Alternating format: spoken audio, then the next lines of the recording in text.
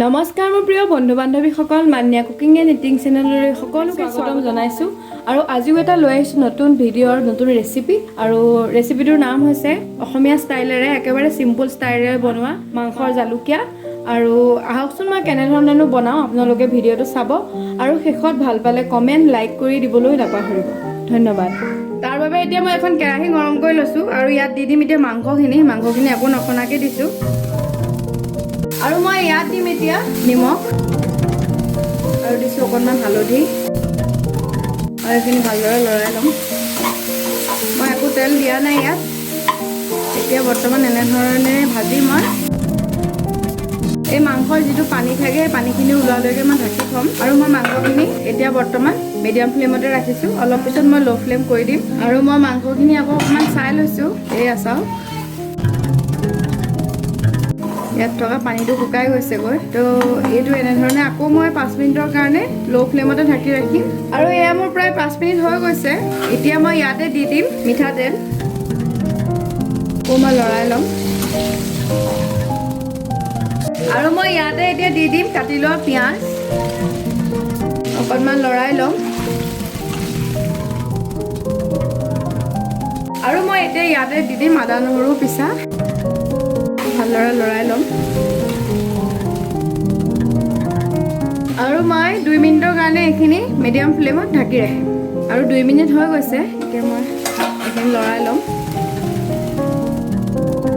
আৰু মই এতিয়া ইয়াতে দি দিম কাটি লোৱা আলু। মই আলুখিনি এনেধৰণে সৰুকৈ কাটি লৈছিলোঁ, সৰুকৈ টুকুৰা কৰি লৈছিলোঁ। লৰাই ল'ম আৰু মই ইয়াত দিম এতিয়া কাটি লোৱা বিলাহী। মই বিলাহীখিনিও সৰু সৰুকৈ কাটি লৈছিলোঁ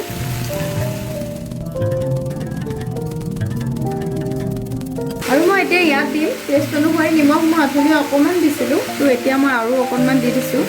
আকৌ লৰাই ল'ম আৰু এয়া মই প্ৰায় 10 মিনিটৰ কাৰণে ল' ফ্লেমত ঢাকি ৰাখিম আৰু মোৰ এয়া 10 মিনিট হৈ গৈছে। এয়া আকৌ লৰাই ল'ম মই।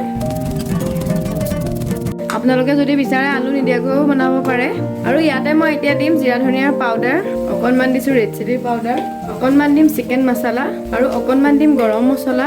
আপোনালোকে এই মছলাখিনি অকণমান পানী মিক্স কৰি দিব পাৰে আৰু ইয়াতে দি দিম মই এতিয়া জালুকৰ গুড়ি। জালুকৰ গুড়ি প্ৰায় মই 2 চামুচেই লৈছোঁ আৰু মই এইখিনি লৰাই ল'ম। ইয়াতে মই অকণমান পানী এড কৰি দিছোঁ আৰু ইয়াতে দি দিম এতিয়া কেঁচা ধনিয়া। মই এনেধৰণে কাটি লৈছিলোঁ। লৰাই ল'ম আৰু এইখিনি মই 5 মিনিটৰ কাৰণে ল' ফ্লেমতে ঢাকি ৰাখিম আৰু এয়া মোৰ 5 মিনিট হৈ গৈছে। অকণমান লৰাই ল'ম। আপোনালোকে ধনিয়াখিনি একেবাৰে শেষত দিও খাব পাৰে। মই অকণমান আগতীয়াকৈ দি দিছোঁ, তেতিয়া টেষ্টটো অলপ বেলেগ হয় আৰু ইয়াত আপোনালোকে আলু নিদিয়াকৈও বনাব পাৰে, নহ'লে আপোনালোকে এই চিকেনখিনি অলপ জুলীয়াও কৰিব পাৰে। আজি কিন্তু মই এনেকৈ শুকানকৈ বনাইছোঁ আৰু মই আজি ৰেডি কৰি পেলালোঁ এয়া অসমীয়া ষ্টাইলেৰে একেবাৰে চিম্পুল ষ্টাইল আৰু আপোনালোকে বনাই চাব। আৰু মই এয়া ৰেডি কৰি পেলালোঁ আজি অসমীয়া চিম্পুল ষ্টাইলেৰে মাংসৰ জালুকীয়া, চিকেন জালুকীয়া। তো আপোনালোকেও এনেধৰণে ঘৰত বনাই চাবচোন আৰু বনাই চাব, ঘৰত খাই চাব কেনেকুৱা পালে। মোৰ ভিডিঅ'টো চাইও কমেণ্ট কৰিব, যদি ভাল পালে এটা লাইক কৰি দিব আৰু মোৰ চেনেলটো যিসকলে ছাবস্ক্ৰাইব কৰা নাই তেওঁলোকেও মোৰ ছাবস্ক্ৰাইব কৰি দিব বুলি চেনেলটো আশা কৰিলোঁ। ধন্যবাদ।